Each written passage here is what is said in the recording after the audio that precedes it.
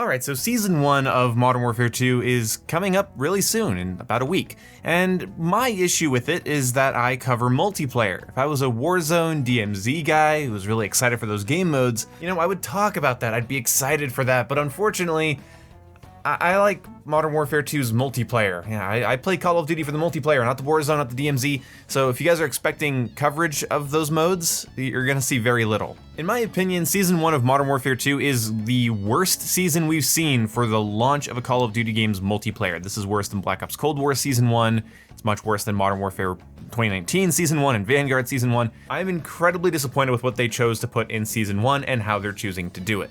A little bit later, on a more positive note, I'm going to be talking about their new Battle Pass system, which seems to be very cool, but until then, I'm just going to focus on weapons and maps and modes. So for multiplayer, we're getting Shoot House from MW 2019 at launch, and we're getting Shipment in Season. So this is already disappointing to me, because I associate these maps with camo and attachment grinding, and in my opinion, this game doesn't need much of that. Hear me out. At the start of a Call of Duty game, my main focus should not be grinding as fast as possible, it should be a nice variety of experiences. And while, yes, Modern Warfare 2 does need a small map, I'm really disappointed that it is yet again Shipment. Now, their version of Shipment here that they're adding in is on a boat, and there's water, and you can fall off and die. That's kind of funny. I'm a little concerned about visibility because it seems to take place at night or just in a dark setting. So, yeah. Other than that, I don't mind Shoot House as a map, I associate it with grinding. These aren't maps that I'm excited to see when they show up, they're just small maps that I will grind for camos or tolerate when they show up in normal rotation. I think if you're going to do Shipment and Shoot House, have them both be at launch, and then in season, give us something like High Rise, Terminal, Estate, something like that. But we don't have anything, that's it. You are getting Shipment and Shoot House, and well, you're just gonna have to like it. But we're also getting 3 weapons. We are getting the MPX and M13, they're part of the same platform branch, so you level up the MPX to get to the M13 or vice versa. We're also getting an L11 or an L96. It's kinda hard to tell. In the game it says Victus XMR, but we all know that's bullshit. It's an L96 or an L11 or an L115, I don't know. It's an Arctic Warfare sniper rifle, it's an AWP, so that's, be excited for an AWP. And then we're also getting the Honey Badger. So honestly, in terms of Season 1, I'm most excited for the weapons. The Honey Badger is my favorite gun in Call of Duty Ghosts. The M13 was one of my favorite guns in MW 2019. The AWP design, the Arctic Warfare rifle design, is one of my favorites in just any shooter.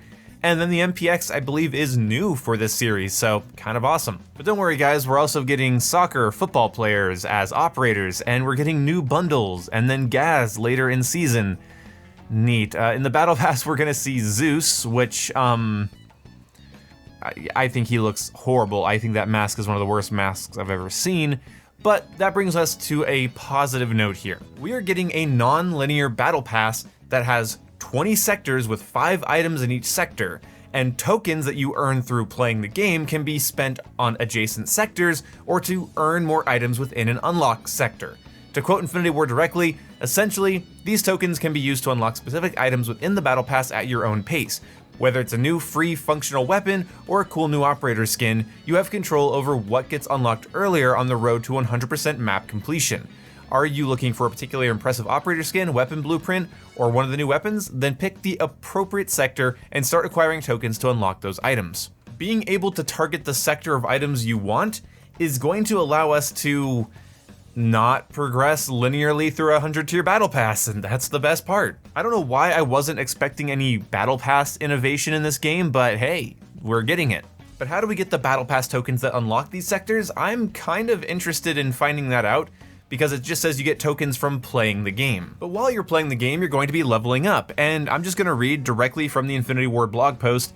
This year, leveling up past rank 55 will allow you to earn a persistent prestige rank across all seasons rather than having it reset at the end of each season. Beginning in Season 1, reaching rank 56 will unlock Prestige 1. This will grant an emblem, additional rewards, and a set of challenges. Complete those challenges to unlock an exclusive calling card. Season 1 includes 4 more prestige ranks, which also unlock a new set of challenges and rewards. Prestige 2 is unlocked at rank 100, 3 at 150, 4 at 200, and 5 at 250, and that's the level cap. At the end of Season 1, players can continue to rank up from wherever they ended up on the prestige ranks. This allows players who may not have enough time to level up to catch up in later seasons, while also not resetting the progress of anyone who reached the max rank during that season. Basically, we have persistent leveling and prestiging. Now, is it the traditional prestige system I wish it was? No. Is it better than what we did have? In my opinion, yes. Persistence in leveling is always going to have me excited, and battle passes that allow you to target certain items with higher priority over others is also just a big plus. Weapons that I want to see in the game coming to the game, obviously I'm excited for that. And I will be streaming Warzone and DMZ a little bit, as long as I have some friends to play it with, and I am interested to see what the Spec Ops raid system is going to be like. Apparently it's going to be kind of interesting, but they're not my main focus, and I did want to just point out that starting the game off with camo grindy small maps just kind of sucks in my opinion. It feels like a way to get Warzone fans to buy Modern Warfare 2 in order to have grinding areas to level up their weapons faster. A Warzone player is more likely to spend $70 on Modern Warfare 2 if they know it comes with Shipment and Shoot House, two places that will allow them to unlock weapons faster. But I wish we had 3 maps at launch, and I wish they were, 3 different sizes. It would have been nice to get a tiny map with Shipment, small with Shoot House, and medium size with something like Terminal. That would have been pretty nice. In my opinion, Modern Warfare 2 has a pretty serious map issue, in that I don't really like them that much. They don't all play poorly, but they're just kind of lame in general, and getting 2 maps that I just don't care about? Again, I don't think Shoot House is a bad map. I'm kind of excited to see it again in some small way.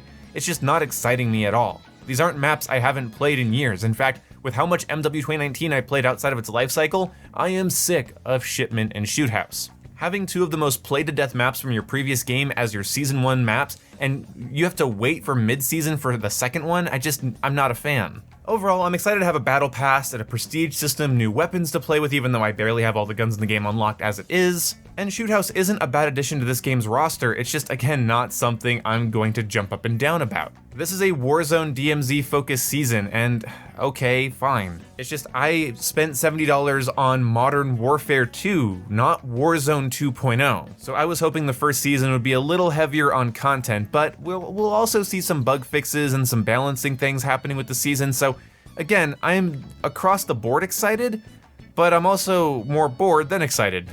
Anyway, thank you so much for watching this video. If you enjoyed it, please hit a like button somewhere down there, and I will talk to you guys later. Goodbye.